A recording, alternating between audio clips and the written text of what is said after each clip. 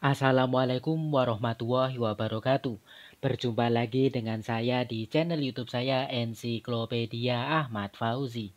Channel yang menjelaskan berbagai hal yang berkaitan dengan analisis data, penelitian, publikasi, dan berbagai pengetahuan lain yang mungkin dapat meningkatkan pengetahuan ataupun keterampilan kalian. Di beberapa video sebelumnya, kita telah mempelajari bagaimana caranya melakukan analisis korelasi maupun regresi, baik dengan melakukan perhitungan manual ataupun menggunakan program SPSS. Dan pada video kali ini, mari kita pelajari bagaimana caranya membaca serta melaporkan hasil analisis korelasi dan regresi, baik berdasarkan hitungan manual yang telah kita kerjakan bersama, ataupun berdasarkan tabel-tabel output SPSS. Kita bahas yang korelasi terlebih dahulu. Misalkan kita memiliki penelitian semacam ini, hubungan antara keterampilan berpikir kritis dengan hasil belajar kognitif siswa. Di sini variabel bebasnya adalah keterampilan berpikir kritis, sedangkan variabel terikatnya adalah hasil belajar kognitif. Kemudian kita bisa merumuskan hipotesisnya menjadi H0 dan H alternatif semacam ini. H0-nya adalah tidak ada hubungan antara keterampilan berpikir kritis dengan hasil belajar kognitif, sedangkan H alternatifnya adalah ada hubungan antara keterampilan berpikir kritis dengan hasil belajar kognitif. Misalkan kita menggunakan data ini ya, data ini juga kita gunakan ketika kita belajar hitungan manual untuk memperoleh nilai korelasi. Kemudian ini adalah tabel hitungan manual yang telah kita cari bersama di beberapa video sebelumnya. Sedangkan ini merupakan output SPSS-nya. Nah, sekarang perlu kita identifikasi angka-angka mana yang kita butuhkan ketika kita ingin melaporkan hasil analisis korelasi. Yang pertama adalah R hitungnya. Kalau di output SPSS, kita lihat di tabel correlation, kemudian kita lihat di baris Pearson correlation. Kemudian di kolom hasil belajar kognitif. Jadinya di kolom variabel Y-nya, variabel terikatnya. Selain itu kita membutuhkan N. N itu jumlah respondennya atau jumlah data yang kita korelasikan. Nah, di sini N-nya 10. Kalau di hitungan manual di tabel rangkuman yang pernah kita buat, kita hanya memasukkan DB. Nah, kita juga bisa ingat ya, DB di korelasi itu N-2. Sehingga kalau ada DB-nya kita juga bisa tahu N-nya, yaitu DB plus 2. 8 plus 2 sama dengan 10. Sehingga di sini DB8, N-nya akan sama dengan 10, sama seperti di sini, N-nya 10. Kemudian kita juga membutuhkan p-value. Kalau di hitungan manual labelnya sudah sesuai p-value, sedangkan di output SPSS kita lihat di baris signifikansi, to tail. Ini sama ya, 0,000. Kemudian kalau kita ingin menyampaikan effect size-nya, kita tahu ya nilai korelasi R hitung itu sebetulnya sudah sebagai effect size. Namun seringkali peneliti menggunakan effect size-nya adalah koefisien determinasi. Nah, koefisien determinasi itu simbolnya R kuadrat atau R square. Kita sudah menghitung ya di video tentang effect size uji korelasi. R square-nya adalah 0,906. Caranya mudah, tinggal menguadratkan 0,952. 0,95 kuadrat itu nanti akan diperoleh angka 0,906. Nah, kalau kita menggunakan SPSS, ketika kita hanya melakukan analisis korelasi, kita tidak memperoleh nilai koefisien determinasi ini. Namun, mudah saja kita bisa langsung menguadratkan nilai korelasi yang kita peroleh tadi. Pearson correlation ini kita kuadratkan, sehingga nanti juga akan ditemukan angka yang sama, yaitu 0,906. Sekarang bagaimana cara membacanya? Kalau cara membaca konvensional, kita cukup membandingkan antara R hitung dengan R tabel. Kalau R hitungnya lebih besar dari R tabel, maka kita katakan ada korelasi atau ada hubungan signifikan. Sedangkan kalau R hitungnya kurang dari R tabel, maka tidak ada korelasi atau tidak ada hubungan signifikan. Tapi kalau kita ingin melaporkan secara lengkap dan tepat, formatnya seperti ini.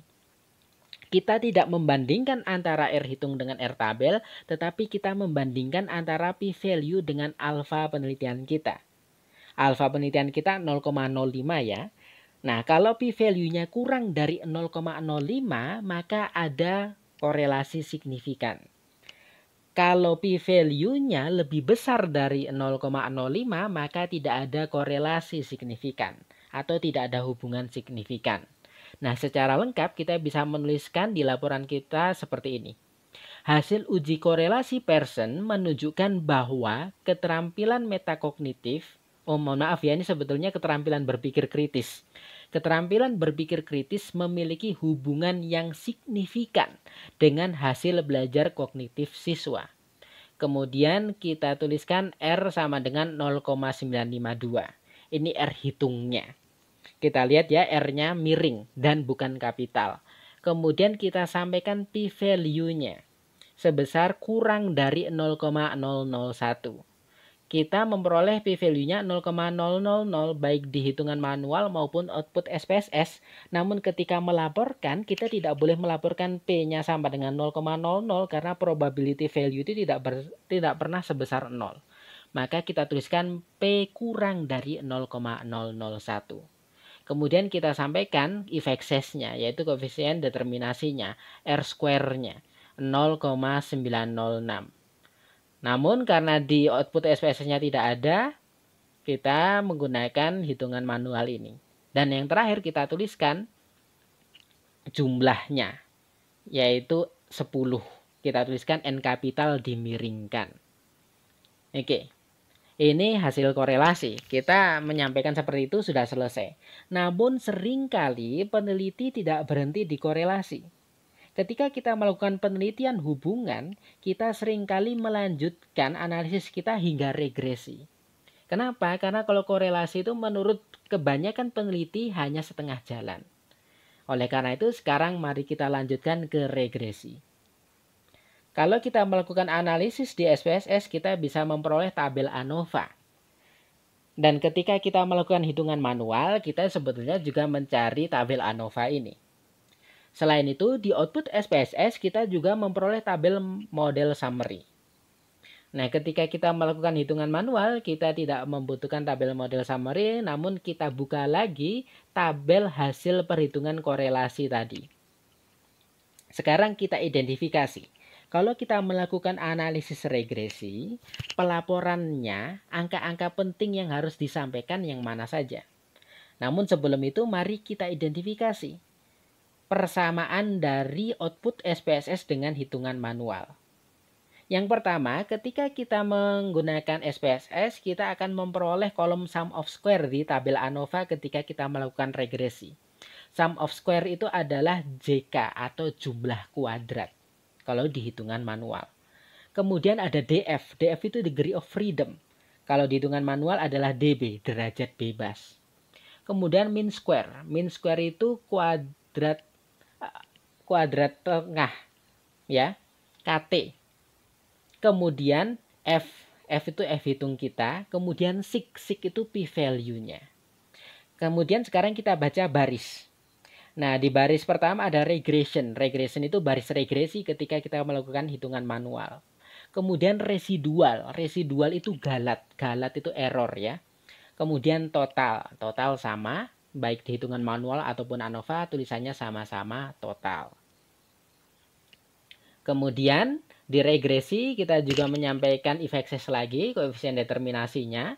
Nah, kalau kita melakukan regresi, kita tidak perlu menghitung manual 0,952 kuadratnya berapa, namun di output SPSS sudah muncul di kolom R square. Nah, kita lihat angkanya sama 0,906. Kemudian sekarang coba kita baca hasil regresi ini menggunakan pelaporan yang lengkap. Prinsipnya adalah di sini, di tabel ANOVA. Ketika nilai sig-nya atau nilai p-value-nya kurang dari alfa, maka garis regresi yang kita peroleh itu signifikan. Namun kalau signya atau p-value-nya lebih besar dari alfa, maka garis regresi yang kita peroleh tidak signifikan.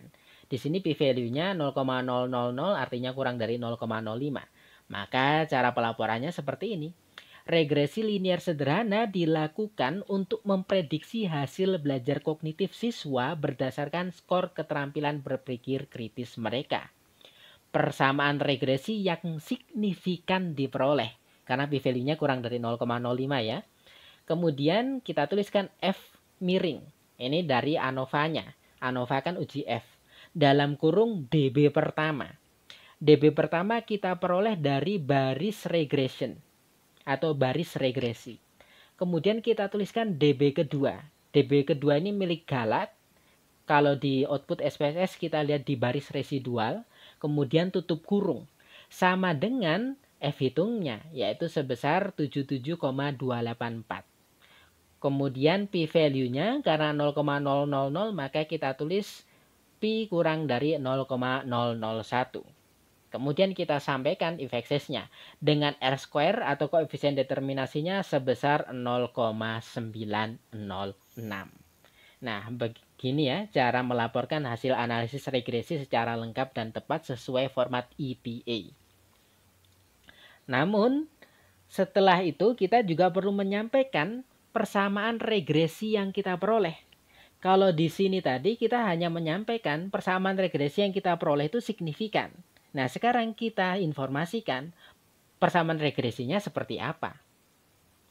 Di output SPSS kita bisa memperoleh persamaan regresi dari tabel koefisien. Tabel ini merupakan tabel paling akhir ya di output SPSS ketika kita melakukan analisis regresi. Sedangkan di hitungan manual kita membutuhkan hasil perhitungan A dan B. Ini pernah kita bahas, pernah kita hitung bersama di video hitungan manual regresi. Mana angka yang kita butuhkan? Yang pertama adalah nilai A. Nilai A-nya di hitungan manual min 0,288, sedangkan di output SPSS kita bisa melihatnya di kolom unstandardized B di baris konstan. Selain itu kita membutuhkan nilai B. Nah, nilai B di output SPSS kita lihat di baris keterampilan berpikir kritis dan di kolom unstandardized B. Sama-sama baik hitungan manual maupun output SPSS diperoleh angka yang hampir mirip ya. Kalau di outputnya 0,900, kalau di hitungan manual 0,899. Kalau dibulatkan menjadi 0,9 juga. Nah, sekarang kita susun menjadi garis regresi. Dengan pelaporan seperti ini. Hasil belajar kognitif dapat diprediksi dengan menggunakan persamaan regresi Y sama dengan min 0,288. Ini nilai A-nya. Plus 0,899X. Atau kalau menggunakan output SPSS bisa kita tuliskan 0,900X. Ini merupakan nilai B-nya. Koefisien regresi dalam kurung B sama dengan 0,899 mengindikasikan, ini cara menerjemahkan persamaan regresinya ya, peningkatan skor keterampilan berpikir kritis sebesar 1 angka akan meningkatkan skor hasil belajar kognitif siswa sebesar 0,899.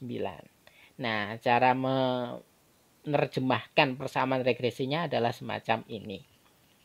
Sehingga kita bisa memprediksi, misalkan kita hanya memperoleh data keterampilan berpikir kritis siswa, kita bisa memprediksi hasil belajar kognitif siswa itu berapa tanpa memberikan tes hasil belajar ke siswa tersebut.